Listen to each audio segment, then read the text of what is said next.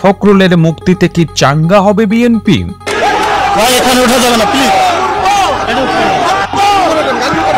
অবশেষে সবগুলো মামলায় জামিন পেয়েছেন বিএনপির মহাসচিব মির্জা ফখরুল ইসলাম আলমগীর।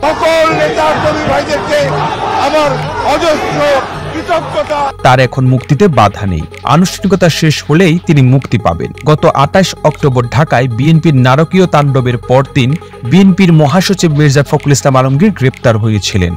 তার গ্রেপ্তারের পর আন্দোলনের গতি আস্তে আস্তে স্থিমিত হয়ে যায়, আর কোনো নেতাই আন্দোলনকে এগিয়ে নিয়ে যেতে পারেনি। ৩.৫ মাস সময় কারান্তরীণ থাকার পর মির্জা ফখরুল ইসলাম আলমগীরের বিরুদ্ধে করা ১১টি মামলায় জামিন পেলেন।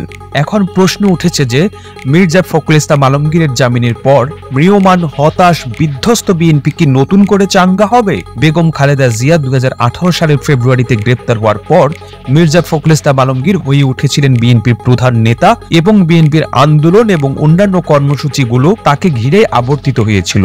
যদিও বিএনপির মধ্যে বেশিরভাগ নেতাই মনে করেন মির্জা ফখরুল ইসলাম আলমগীর আসলে একজন পুতুল। যেভাবে তাকে নির্দেশ দেওয়া হয়েছে, যেভাবে তারেক জিয়া তাকে আদেশ করেছেন, সেভাবেই তিনি বিএনপিকে পরিচালনা করেছেন। এখানে তার কোনো কৃতিত্ব নেই। কিন্তু মহাসচিব সক্রিয় থাকার ফলে আস্তে আস্তে বিএনপি শক্তিশালী হচ্ছিল এবং বিএনপিকে আগের চেয়ে স্বতঃস্ফূর্ত দেখাচ্ছিল বলে মনে করেন রাজনৈতিক বিশ্লেষকরা। যদিও এক্ষেত্রে মির্জা ফখরুলের অবদান কতটুকু তা নিয়ে বিভিন্ন মহলে প্রশ্ন রয়েছে। তবে মহাসচিব হিসেবে মির্জা ফখরুল ইসলাম আলমগীর সার্বক্ষণিক ছিলেন। তিনি দলকে সময় দিয়েছেন এবং দলের নেতাকর্মীদেরকে আশ্বস্ত করেছেন। আর এই কারণেই অনেকে মনে করেন বিএনপির প্রধান দুই নেতা কার্যকর না থাকার কারণে মির্জা ফখরুল ইসলাম আলমগীর হয়ে উঠেছিলেন বিএনপির প্রধান নেতা। বেগম খালেদা জিয়া ২০১৮ সাল থেকেই রাজনীতিতে নেই। অন্যদিকে তারেক জিয়া লন্ডনে অবস্থান করছেন।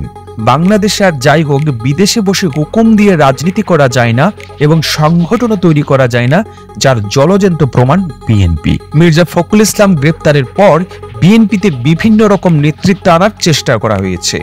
যদিও মির্জা ফখরুল গ্রেপ্তারের পরপরই বলা হয়েছিল যে একজন ভারপ্রাপ্ত মহাসচিবকে দায়িত্ব দেওয়া হবে, কিন্তু শেষ পর্যন্ত কোনো ভারপ্রাপ্ত মহাসচিব করা হয়নি। শেষের দিকে অবশ্য ডক্টর মঈন খান অঘোষিতভাবে মহাসচিবের ভূমিকা পালন করেছিলেন। কিন্তু একজন একাডেমিক লোক যিনি মাঠের রাজনীতির সঙ্গে তেমনভাবে সম্পৃক্ত নন, তিনি বিএনপির মতো একটি সংগঠনের মহাসচিবের ভূমিকায় যে সফল হতে পারে না তার প্রমাণ রেখেছেন ডক্টর মঈন খান। মঈন খান মূলত কূটনীতিক পাড়ায় স্বাচ্ছন্দ্য বোধ করেন।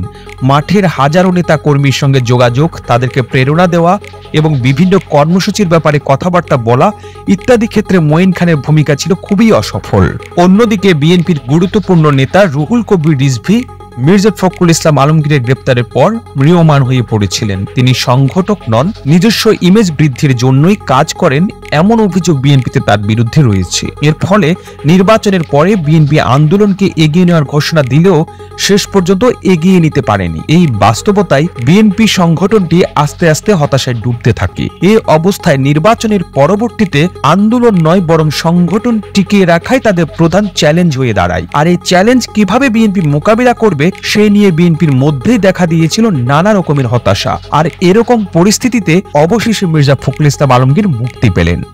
এখন দেখার বিষয় ফখরুলের মুক্তি বিএনপিতে গতি আনতে পারে কিনা। এই প্রতিবেদন তৈরিতে তথ্য ও উপাত্তের সাহায্য নেওয়া হয়েছে জাতীয় গণমাধ্যম বাংলা ইনসাইডার থেকে। আর আপনারা এতক্ষণ সঙ্গে ছিলেন বিশ্ব বাংলার। এভাবেই সঙ্গে থাকুন, আমরা তো ফিরছি নতুন নতুন প্রতিবেদন নিয়ে।